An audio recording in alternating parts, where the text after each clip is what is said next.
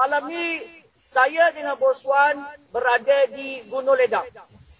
Apa yang saya nak ceritakan pada anda pada malam ini, kisah yang tragedis. Kalau menyebut tentang sejarah Gunung Ledang, semua orang akan tahu apa kisah Puteri Gunung Ledang bersama dengan Hang Tuah. Apa kisahnya dan apa pengajarannya. Jadi kita teruskan cerita yang pertama. Kita berikan kepada Bos Wan. Dan ini adalah cerita yang dikongsikan oleh hos kita kepada anda semua. Gunung Ledang bertempat di Tangkak, Johor, Darul Takzim. Legenda ini telah pun berlaku lampau pada ratusan tahun lamanya. Tetapi kisahnya masih lagi diceritakan sehingga sekarang. Cerita ataupun hikayat yang biasa diceritakan adalah hikayat yang di mana Sultan Mahmud ataupun Sultan Melaka yang terakhir ingin melamar Puteri Gunung Ledang, ataupun namanya yang lain adalah Raden Puteri Ratna Gumilasari, ataupun dia ada nama-nama yang lain yang mungkin Lloyd akan sebut nanti. Tetapi pinangan itu ditolak dengan cara halus. Malangnya Sultan Melaka tidak faham tentang penolakan Puteri Gunung Ledang atas pinangan tersebut. Kalau nak ceritakan tentang sejarah Puteri Gunung Ledang ini berasal dengan orang-orang yang baik. Iaitu orang-orang yang dikatakan orang-orang yang berpangkat besar. Dan ada juga mengatakan Puteri Gunung Ledang ini adalah anak kepada Sunan Kalijaga. Sunan Kalijaga yang digelarkan sebagai Sunan Ampel. Jadi kawan-kawan semua, Raden Ratna ni Gumilah Sari. Dan ada juga dipanggilkan Raden Puteri Ratna Gumilah Sari, dan ada juga dipanggilkan Puteri Siti Jamilah binti Sultan Alam Al-Fattah Al-Akbar, dikenali sebagai Puteri Gunung Ledang. Bermulanya cerita pada malam ini, legenda Puteri Gunung Ledang sememangnya menimbulkan 1000 persoalan. Lantaran terdapat versi cerita yang telah diceritakan oleh pengkaji sejarah. Seperti mana Sultan Mahmud Shah membina jabatan emas daripada Melaka ke Gunung Ledang di Johor sebagai syarat peminangan puteri itu. Akan tetapi, sehingga kini jabatan kira-kira 40 km itu masih gagal ditemui. Menyebabkan ramai pihak sangsi Berkenaan tentang jambatan yang dibina daripada Pulau Besar Melaka ke Johor, jambatan emas. Tetapi daripada Johor, iaitu daripada Gunung Ledang ke Pulau Besar, jambatan perak. Dikatakan jambatan itu telah siap dibina. Ada riwayat lain yang mengatakan jambatan itu telah pun dibina dan dah siap pun. Cuma mereka ataupun kita tidak dapat lihat dengan mata kasar. Ada yang katakan jambatan itu telah pun tertimbus dengan runtuhan sebelum-sebelum ini. Dan terdapat banyak versi-versi cerita yang mereka ada yang mengatakan benar, ada yang mengatakan hanya sekadar mitos semata-mata. Selain itu juga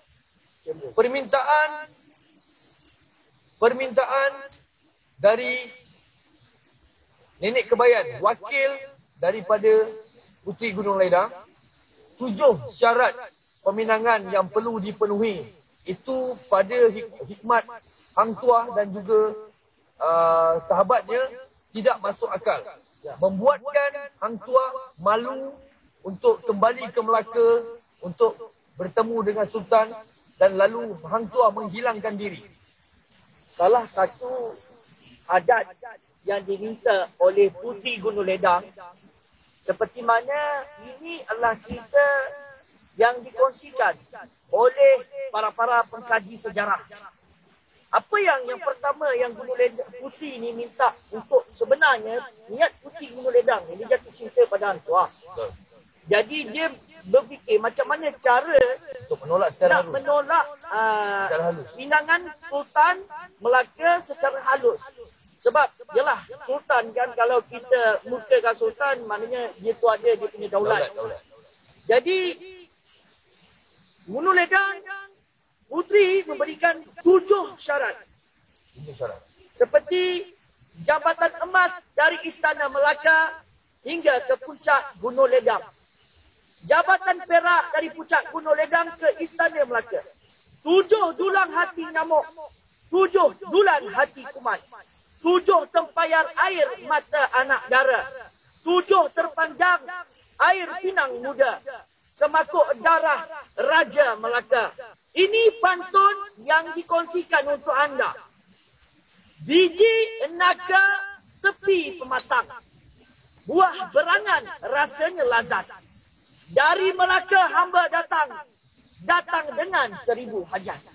Sultan Mahmud Raja Melaka jatuh cinta gunah gulana. Pada si putri hatinya tergoda, terpana cinta gusar jiwanya. Sultan Mahmud berhati gundah. Segala dibuat menjadi susah. Seisi istana resah gelisah. Melihat Sultan berterusan gelisah. Itu adalah sedikit pantun yang kita selitkan bagi menyedapkan cerita. Tetapi di dalam pantun tersebut terdapat kisah. Jika anda amati betul-betul, pantun tersebut adalah kisah nyata di dalam hikayat Puteri Gunung Ledang. Bendahara dipanggil meluah rasa. Hantuah dititah memenuhkan hasratnya. Melamar Puteri Imtia Sukma ke Gunung Ledang berangkat segera. Jadi ini menceritakan Sultan Mahmud, Sultan Melaka telah arahkan Hantuah untuk masuk meminang Puteri Gunung Ledang. Jadi itulah ceritanya. Hantuah ketika itu telah pun sangat tua. Dia sangat tua untuk mendaki, dia bersama dengan seorang lagi sahabat yang saya. Tetapi Hantuah tidak dapat menyampaikan hasrat 7 syarat peminangan tersebut kerana agak memalukan sebagai seorang laksamana kerana tidak dapat melaksanakan titah baginda. Tetapi di sini pengajarannya, Sultan sanggup melakukan apa sahaja demi cinta nafsunya asalkan dapat hajat di hatinya. Betul. Jadi dekat sini kan, saya pernah melihat satu sosok putih. Tapi saya tak nampak muka. Waktu itu saya melihat satu sosok putih tengah mandi.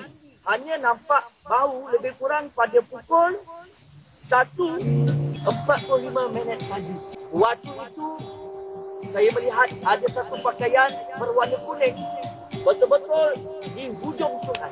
Dan siapa yang mengingati live pada waktu itu mesti ingat kisah sejarah yang kita pernah jumpa. Seorang putri tapi tidak melihat wajahnya.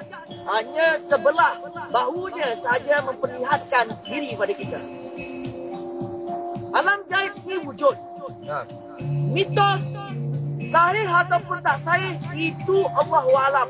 Hanya Allah saja yang tahu. Tapi kita sebagai bangsa Melayu hendaklah mengetahui sejarah-sejarah yang ditinggalkan oleh nenek moyang kita. Jadi adik-adik, abang-abang dan tuan-tuan, bab kata Hantuah Takkan hilang Melayu di dunia. Gunung Ledang ini bukan sebarang gunung. Dia mempunyai 5 link gunung-gunung yang lain termasuk di Negeri Sembilan, termasuk di Pulau Besar. Antara gunung-gunung yang link ataupun yang berkait rapat dengan Gunung Ledang adalah Gunung Datuk, Gunung Angsi, dan ada lagi 3 gunung termasuk Pulau Besar. Yang paling saya adalah Pulau Besar. Pulau Besar sebenarnya Puteri Gunung Ledang bukan berasal daripada sini. Dia datang mempelajari ilmu agama di Pulau Besar. Kemudian dia bersama pengikutnya datang ke Gunung Ledang untuk bersuluk, untuk menyendiri, untuk mempelajari ilmu agama dengan lebih dalam.